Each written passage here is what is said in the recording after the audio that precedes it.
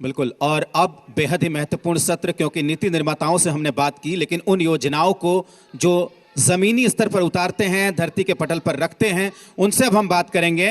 रमेश घोलप, उपायुक्त कोडरमा के, और एहतेशाम बकारी, पुलिस अधीक्षक कोडरमा के, हमारे बीच में हैं। आप दोनों का बहुत स्वागत है इमर्जिंग झारखंड के इस मंच पर। थैंक यू, धन्यवाद। रमेश जी, पहला सवाल इसी से शुरुआत करते हैं, क्योंकि कोविड पीरियड में हम लोगों ने देखा कि एक पैनिक सिचुएशन पूरे देश भर में क्रिएट हो चुका था, बल्कि विश्व भी इससे अछूता नहीं था। ऐसे में कोडरमा का जिक्र करना बेहद ही ज़रूरी है, क्योंकि इसकी सीमाएं पड़ोसी राज्य बिहार से भी सटती हैं, और बड़े पैमाने पर जो मजदूर है, चाहे वो बंगाल से हो या उड़ीसा से हो, जो बिहार जाना था, वो इन्हीं रास्तों का इस्तेमाल कर रहे थे। तो ऐसे में कोविड पीरियड के बारे में बात करें, आज लगभग 6 महीने के बाद किस तरह की तस्वीर देखते हैं, और उस वक्त क्या स्थिति थी? देखिए, लगभग 1 साल हम लोग पूरा कर रहे हैं। पिछले मार्च का जो सिचुएशन था और जो परिस्थितियां, चैलेंजेस हमारे सामने थी, एक तो जैसे आप बता रहे थे कि ये कोडरमा का जो माइग्रेंट पॉपुलेशन है वो बहुत ज़्यादा था। यहाँ पे लगभग 35 से 40 हज़ार लोग जो दूसरे राज्यों से काम कर रहे थे और जो उस समय पे रेड जोन थे, मतलब मुंबई, सूरत, इस जगह से लौटे थे।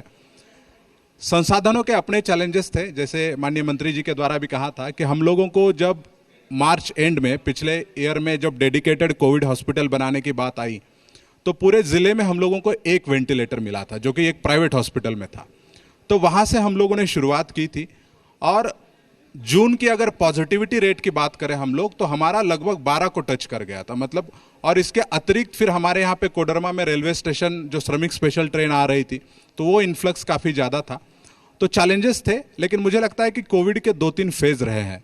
पहला फेज़ जो था, जिसमें लोग बाहर से लौट के आ रहे थे और हम लोग ये कहते थे कि उनको आइसोलेट करना है, तो उसके लिए जो हम लोगों ने प्रयास किए थे सरकार के दिशा निर्देश पर, उसमें ग्राम स्तरीय, पंचायत स्तरीय समिति, कंट्रोल रूम, इसके अतिरिक्त जो डिस्ट्रिक्ट का एक अनूठी पहल थी हम लोगों की, कि हम लोगों ने 4800 वॉलंटियर्स को चिन्हित किया था पूरे ज़िले में, जिसको हम लोग एंटी कोरोना पुलिस बोलते थे।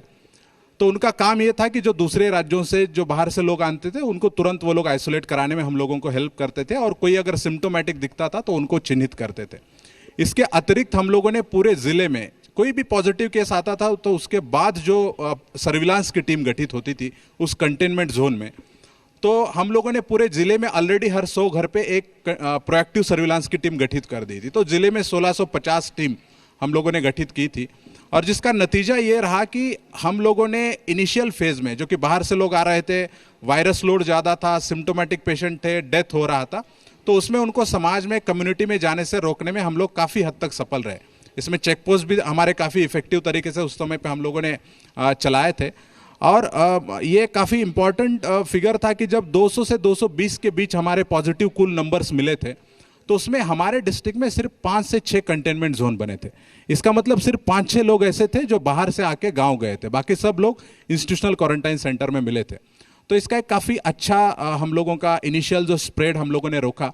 उसके बाद का जो फेज़ आया तो ये होता था कि बहुत ज़्यादा पॉजिटिव केसेस आ रहे थे, तो ज़्यादा टेस्टिंग कराइए, उनका ट्रेसिंग कराइए, उन पर ट्रीटमेंट कराइए। तो उस समय कोडरमा डिस्ट्रिक्ट जो राज्य के सबसे ज़्यादा टेस्ट पर मिलियन वाले डिस्ट्रिक्ट थे। इनफैक्ट कोडरमा बहुत महीनों तक हमारा राज्य में फर्स्ट नंबर पे भी रहा था।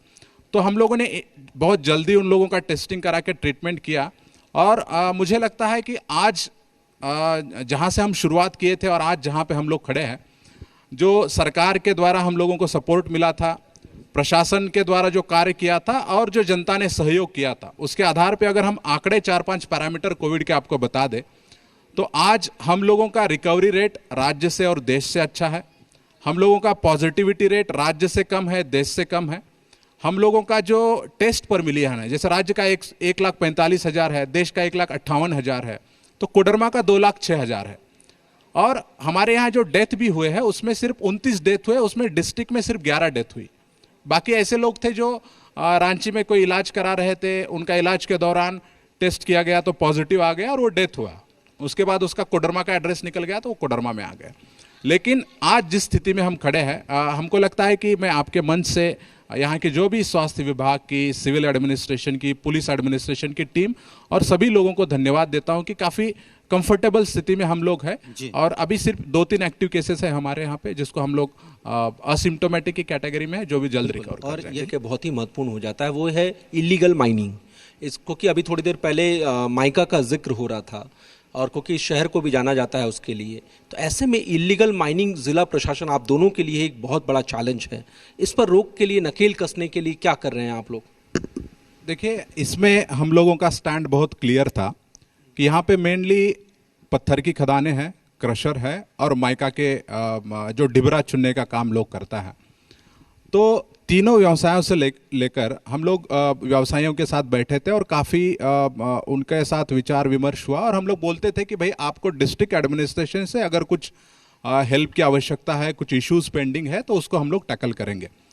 लेकिन इलीगल माइनिंग को लेके भी हम लोगों की भूमिका काफ़ी सख्त रही है।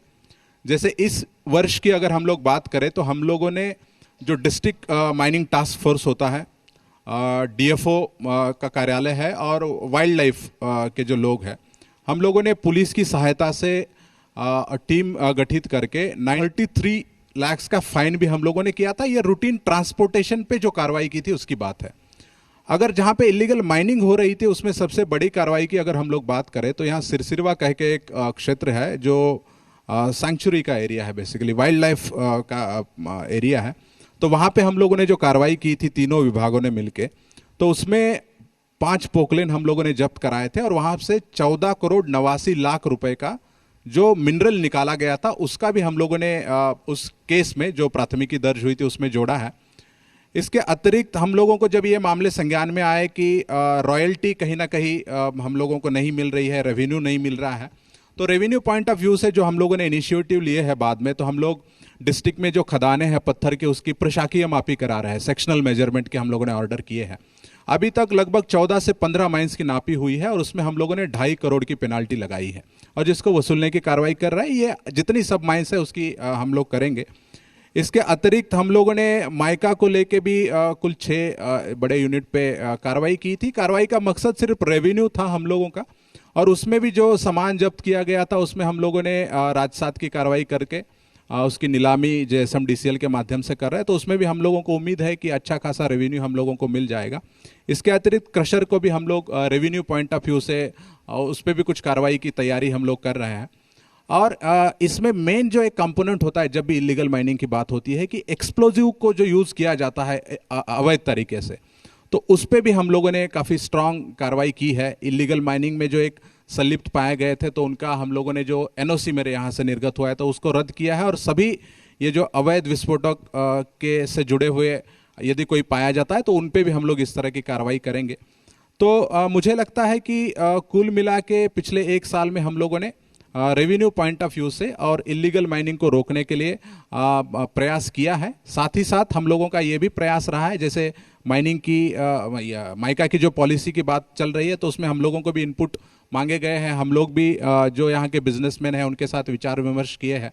पत्थर के भी जो रॉयल्टी के उन लोगों के इश्यूज है उसको भी हम लोग अपने स्तर से उच्चाधिकारियों के नॉलेज में डाले हुए हैं। तो हम लोगों का दोनों प्रयास है कि उन लोगों के इशू भी सॉर्ट आउट हो और साथ ही साथ इलीगल माइनिंग भी ना हो। जी बिल्कुल। अब एक छोटी सी रिपोर्ट यहाँ पर देखेंगे पीडीएस सिस्टम को लेकर जिले में किस तरीके से काम हो रहा है, उसके बाद सवाल जवाब का दौर जारी रहेगा। चूंकि इस इलाके में गरीबी भी बहुत है और ऐसे में जो पीडीएस की जो व्यवस्था है उसका महत्व बहुत बढ़ जाता है, तो उसको लेकर जो रिपोर्ट आपने देखी और आपका जो अनुभव है कि यहाँ पर क्या कुछ किया गया है और आगे क्या करने की गुंजाइश है। देखिए, एक तो माननीय मुख्यमंत्री जी के द्वारा जो प्रशासन को निर्देश दिए गए थे कि सरकार आपके द्वार कार्यक्रम चलाइए, तो उस प्रोग्राम में हम लोग जब पंचायतों में जाते थे तो उसमें जो समस्याएं आती थी, क्योंकि 2-3 महीने कोरोना के पहले हम लोगों ने वो चलाया था, तो उसमें 50% से ज़्यादा समस्याएं राशन कार्ड को लेके आती थी। और हम लोग ये भी महसूस करते थे कि उसी गांव में कई सारे लोग ऐसे रहते थे जो समृद्ध होने के बावजूद, वो अर्हता नहीं रखने के बावजूद वो लोग राशन कार्ड रखते थे और राशन कार्ड नहीं होने के कारण उनको कई सारे इश्यूज फेस करने पड़ते थे। स्पेशली हम लोग देखते थे कि जो कोई बीमार है वो अगर चला आता था कि उसका राशन कार्ड नहीं है, जिसके कारण वो गोल्डन कार्ड नहीं बना पा रहा है और उसके कारण उसका इलाज नहीं हो पा रहा है। तो हम लोगों ने इनिशियली लोगों को अपील किया था कि जो संपन्न लोग हैं, जो अर्हता नहीं रखते, वो लोग सरेंडर करें।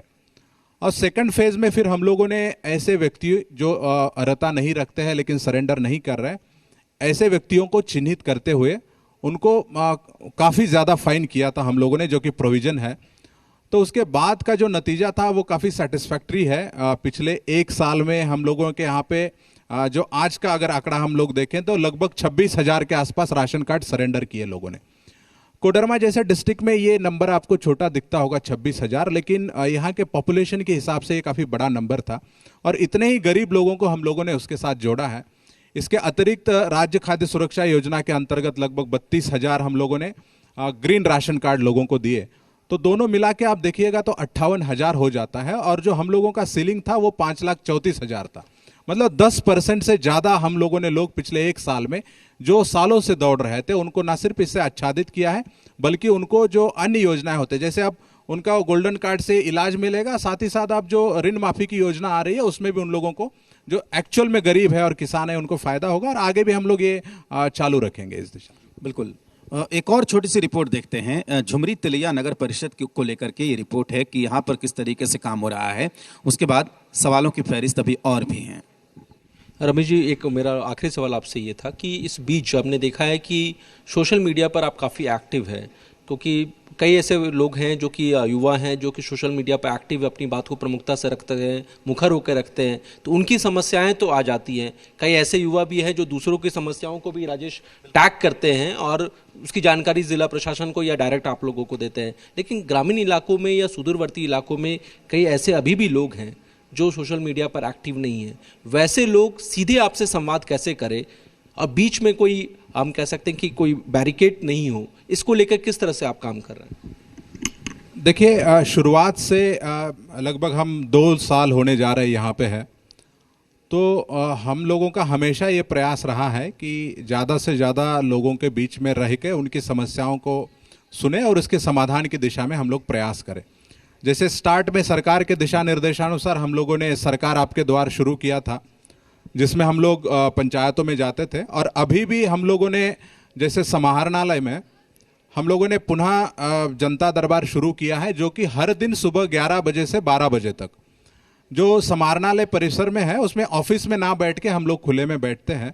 इसमें 3 दिन हमारे उपविकास आयुक्त और अपर समाहर्ता और जो सीनियर पदाधिकारी है वो 1 घंटा बैठ के लोगों की समस्याएं सुनते हैं और 3 दिन हम खुद और जिले के अन्य पदाधिकारी वहाँ पे बैठते हैं। तो और वहाँ पे जो भी लोग आते हैं उनके जो भी इश्यूज होते हैं हम लोगों का प्रयास रहता है कि जो तत्काल समाधान होने लायक समस्याएं हैं उनका समाधान हम लोग करते हैं और बाकी जिनको समय की आवश्यकता है उनको हम लोग स्पेसिफिक बताते हैं कि आपका ये काम 10 दिन में होना चाहिए। अगर 10 दिन में नहीं होता है तो फिर आप 11वें दिन यहाँ पे जनता दरबार में आ जाइए और हमेशा उसका फॉलोअप हमारे ऑफिस से लिया जाता है। और जो ब्लॉक लेवल के भी जो पदाधिकारी है उनको हम लोगों ने सख्त निर्देश दिया है। हम लोग ब्लॉक अंचलों का निरीक्षण भी करते हैं, उनके भी मुख्यालय में रहने के दिन हम लोगों ने चिन्हित किए हैं और उन लोगों को भी ये कहा है कि आप लोग भी जनता के साथ उनकी सीधी समस्याएं सुनेंगे। तो मुझे लगता है कि अब तक हम लोगों ने ये हर संभव प्रयास किया है कि कोई भी आदमी कितना भी गरीब हो वो बेहिचक आके अपनी समस्याओं को हमारे पास रखता है और अगर उसकी समस्या जेन्युइन है तो हम लोगों ने पिछले 1-1.5 साल में ये विश्वास दिया है लोगों को कि उस पर हम लोग एक्शन लेते हैं, चाहे सामने वाला व्यक्ति कोई भी हो। जी बिल्कुल, बहुत शुक्रिया सर, बहुत शुक्रिया आपका एहतशाम वकारिब जी, बहुत शुक्रिया आपका रमेश घोलप जी कि आपने अपना कीमती वक्त दिया। और ये मंच की खूबसूरती है कि पक्ष विपक्ष के लोग भी यहाँ पर जुटे, जिला प्रशासन के से जुड़े हुए लोग, वरिष्ठ अधिकारी हमारे बीच में हैं, बाकी तमाम अधिकारी यहाँ पर मौजूद हैं। और अब हम आखिरी सत्र को करेंगे जब हम